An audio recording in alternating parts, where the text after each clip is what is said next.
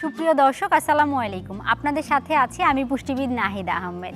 চলে এসেছি আমাদের নিয়মিত আয়োজন আরএফএল জগ শরবত সমাহার নিয়ে। আজকে আমি তৈরি করে দেখাবো আনারস গাজরের ফিউশন শরবত।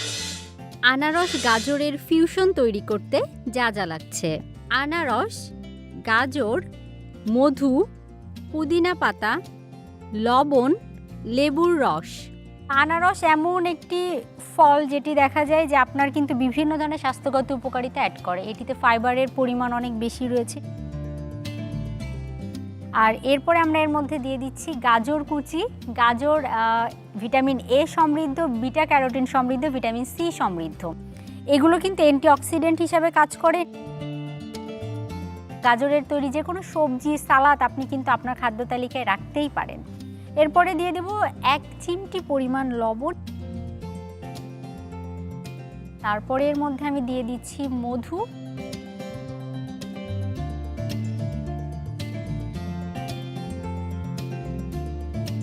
এরপরে এর মধ্যে আমরা পুদিনা পাতা দিয়ে দিব।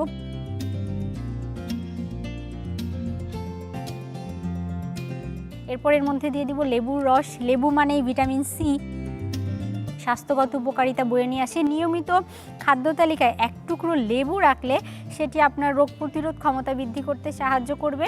এরপরে আমরা এর মধ্যে পানি দিয়ে দিচ্ছি। এখানে 2 কাপ পরিমাণ পানি ব্যবহার করব।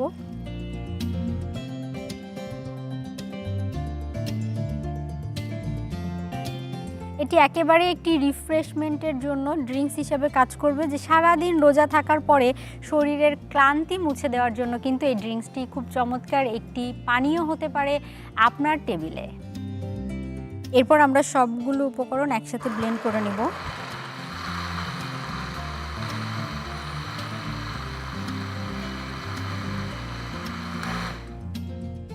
তৈরি হয়ে গেছে আমাদের আনারস গাজরের ফিউশন। এরপরে আমরা এটিকে সার্ভ করে নিব। এটিকে সার্ভ করার জন্য আমরা ব্যবহার করছি আরএফএল জগ। আরএফএল জগ অন্যান্য জগের থেকে একেবারেই ভিন্ন, কেননা আরএফএল জগ 100% ফুড গ্রেডেড। তাই আমার মতো আপনিও যদি পরিবারের স্বাস্থ্য সুরক্ষা চান তাহলে অবশ্যই কিন্তু ব্যবহার করতে পারেন আরএফএল জগ। আমি এর মধ্যে এই জুসগুলো, যে শরবতটি তৈরি করলাম সেটি সার্ভ করে নিচ্ছি। তারপরে আমি এর মধ্যে কিন্তু দিয়ে দিব বরফ কুচি। এরপরে আমরা এটিকে সার্ভ করে নিব একটি গ্লাসে। চলুন তাহলে গ্লাসটি নিয়ে আসি।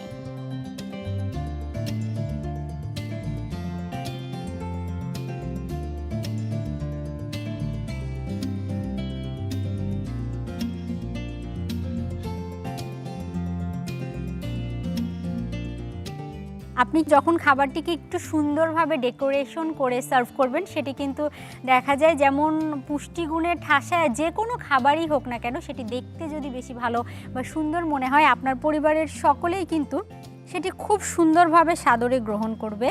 আমাদের কিন্তু আনারস ও গাজরের শরবত তৈরি হয়ে গেল।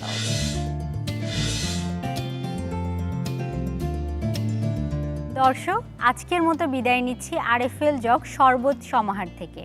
দেখা হবে এর পরবর্তী পর্বে নতুন কোনো শরবতের রেসিপি নিয়ে। ততক্ষণ পর্যন্ত ভালো থাকবেন, সুস্থ থাকবেন, আমাদের সাথেই থাকবেন। খোদা হাফেজ।